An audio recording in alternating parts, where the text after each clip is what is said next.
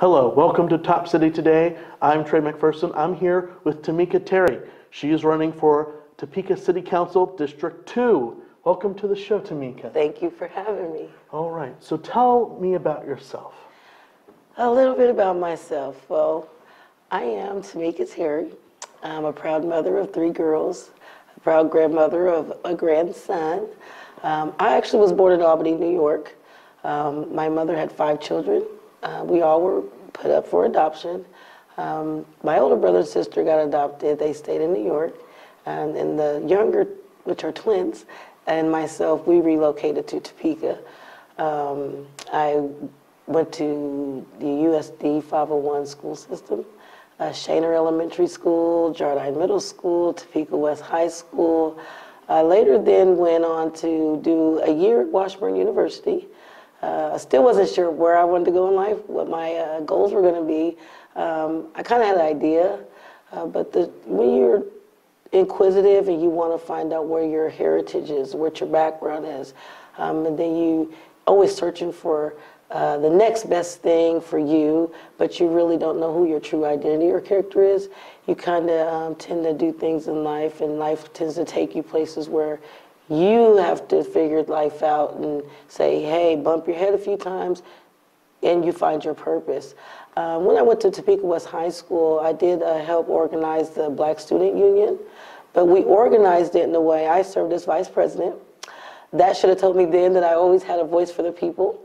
What we noticed was a lot of our foreign exchange students felt like they weren't included in a lot of the sports groups, the clubs. They didn't feel comfortable. Right. They felt that they were the outsiders. And that's not the image that you want to have, especially with the world that we live in, the society we live in. So we organized this group, but we centered it around for everybody. If you wanted to have questions about your heritage, your culture, that was the place to do it.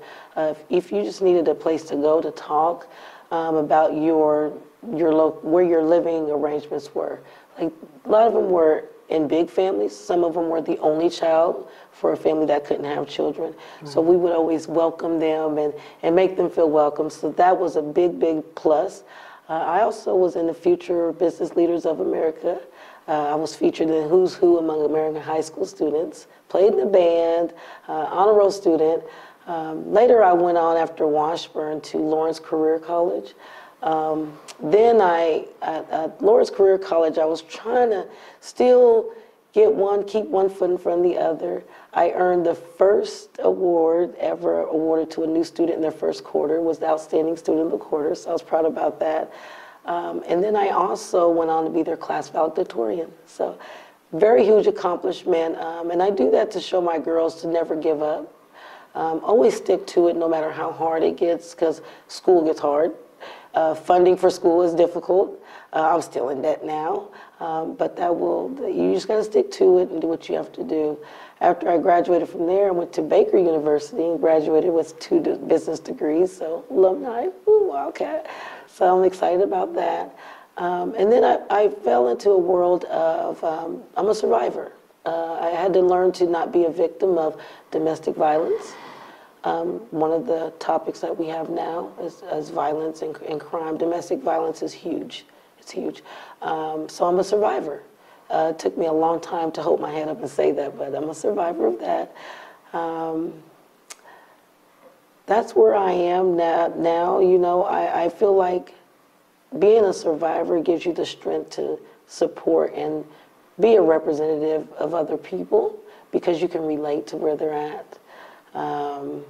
I did serve as president of the Policy Council for Sheldon Head Start Development Center because I've always been a good participant in education. Education was big. The mother that raised us, she adopted 30 adoptive children. Wow. And she survived the civil rights era. When she passed away, I was able to lay eyes on slave papers that she had. Black and white photos from Dr. Martin Luther King Jr. that she was there present. What an amazing just leadership that you were under. I didn't understand it then, but that helped to mold the person that I am. So that in itself shows that this is a woman of great integrity. And I would always have to read. She didn't even have higher than a third grade education. And here I am with degrees. I've survived that. I've got degrees. So every time I accomplish something, I'm always looking like, yeah, I did it. And I want us to be a city that says, yeah, we did it. Because we are the capital city, and it's a beautiful city. We need to bring back the idea of being a city of character. So I have a lot of energy. I'm always smiling, and I feel like if I don't have the words for people, I've always been a person that my smile is all that they need sometimes to be that uplifting in their life. I'm a very resilient person. I don't give up too easy. I don't run from my problems. I face them, whether they knock me down, hurt me, whatever it is, and I'm still standing because I'm a survivor. Well, thank you very much. You're welcome. What are the top 3 issues that you want to focus on when you get onto the city council? The top 3 issues, there's a numerous array of issues that led our city to get to where it was at, but we are now moving into a huge momentum 2022. I'm so excited because the energy, poverty, crime, mental illness, huge, huge, huge. They all interact together. I say that because, like I said, I can relate to mental illness. I can relate. I have family members that struggled in and out of Storm Out West, Vallejo. They've been recipients of those services. Minigers, when it was here, such a great instrumental foundation. I was saddened when we lost that. It provided, I think, individual persons based on their level where they were at in their walk, whether it was with depression, drug, or alcohol use. I feel like if we can touch on that, we have Felicia Glass now, and she's a grief counselor, but she also is so phenomenal in handling so many other issues related to mental illness. Huge asset for the city of Topeka. Why? She's a well-known name. 2, she's a prodigy of this city. She knows a lot of people. She's grown up with a lot of people. So she's able to interact on a personal level. When we fail to interact with people, they kind of feel like no one cares. I can relate to that. I felt like, I don't know nobody here. I'm adopted. This is not even where I'm from. So it was a struggle growing up. But I did that because of my personality. I'm a people person. And once you learn to combat that, people feel welcome. They feel like they want to engage in the society. They want to see the city flourish. So we need to really get a handle on mental illness. Poverty, huge issue, huge issue. I think there's plenty here.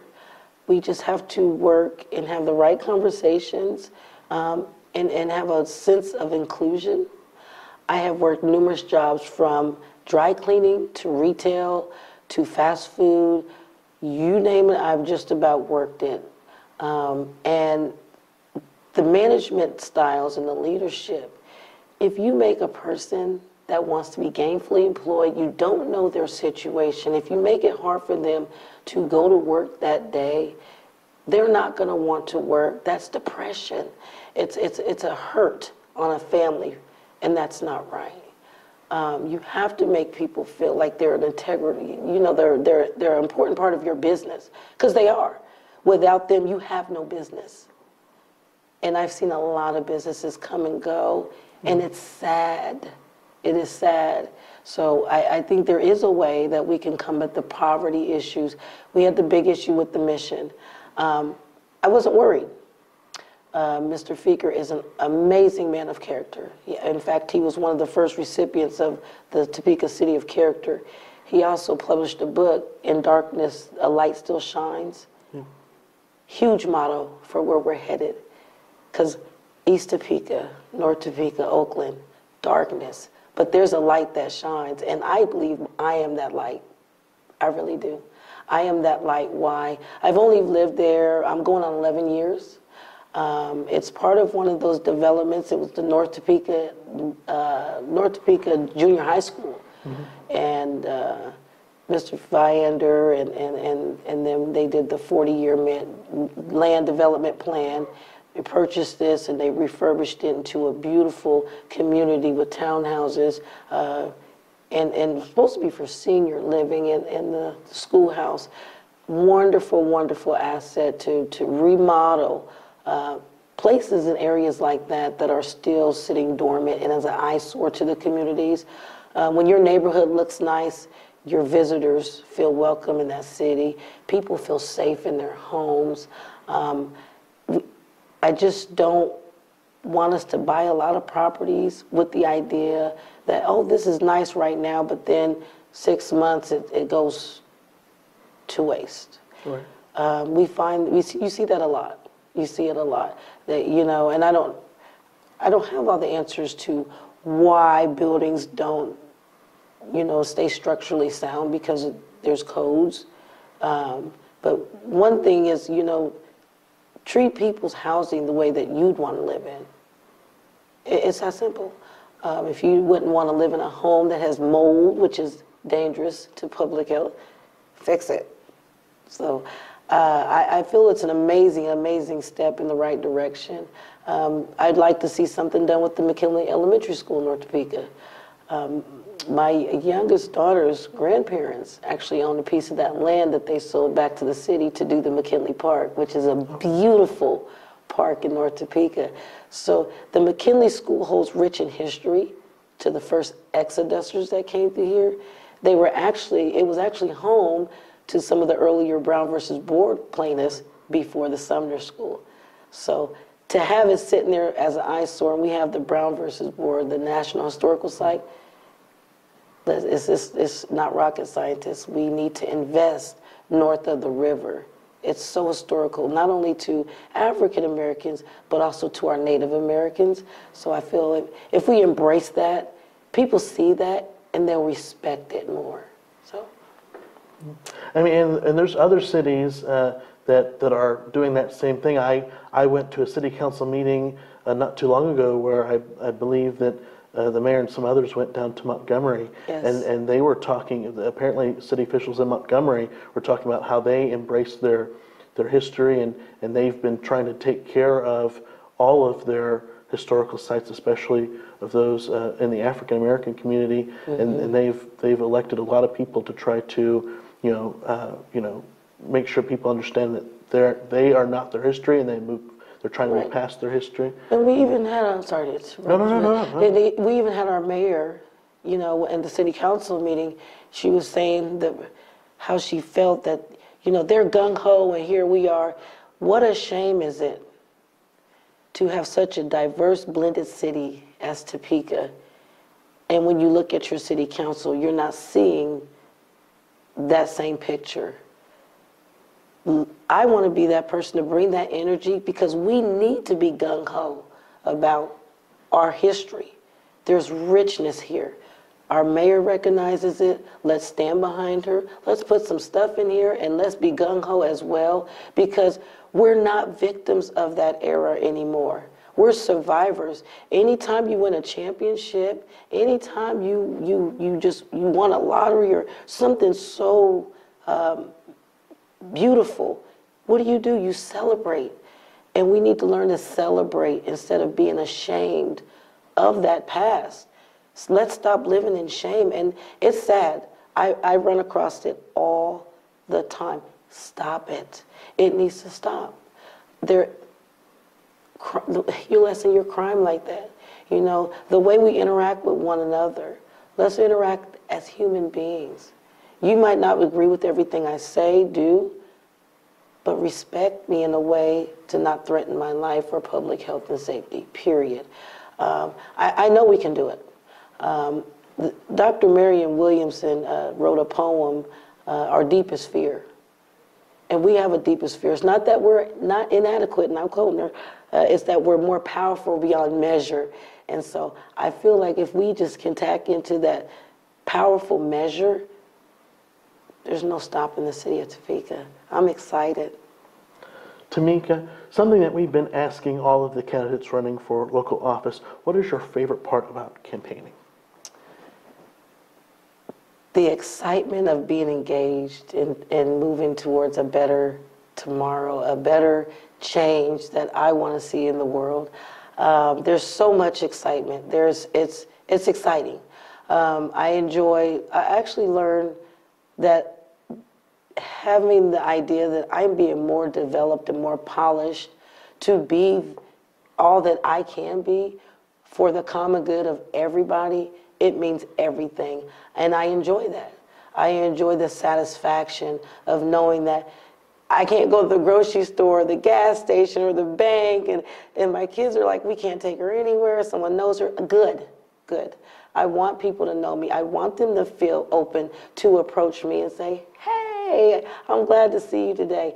I have lightened so many people's hearts just by my presence and my willingness just to speak with them. It doesn't matter if I don't get to every single door. Let's just be real. Let's be real. I'm working at a disadvantage in this campaign. I realize that. But when you have the mentality of a winner and you have that idea that I am in this for the people, I am in this because I want to see a change in the world, I am in this because I've never left Topeka. When the going got hard, I got going even harder. And that's the more exciting. A lot of people want to see you fail. I've just been that one that I'm up for a challenge. So I keep going and keep going and keep going.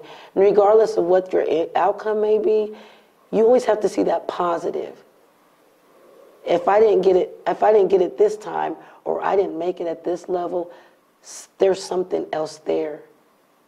Reason why I didn't get that. So just the idea of campaigning has been so liberating. Knowing that I've been a single parent, I've maintained a full-time job. I also do a jewelry business, part-time, which they kind of have to put to the side so I can study. So I can be ready for the race, knowing that I've been my own treasurer and manager and been out there putting out signs and meeting people and passing out my palm cards and participating in rallies and going to events that promote growth and engagement in our community. It's just been everything. And still, how do I do it? Because I have faith that I can do it. Well, Tamika, thank you very much for coming on our program today. It's been enlightening hearing about your story. Yes. And thank you for watching Top City Today. This has been a very interesting program. Of course, there's more interesting program here on our Facebook page. Other local people running for office, they are here on this page too. You can like and share this video with your friends and family. And until next time, I'm Trey McPherson. Goodbye for now. Hello, I'm Trey McPherson. Welcome to Top City Today.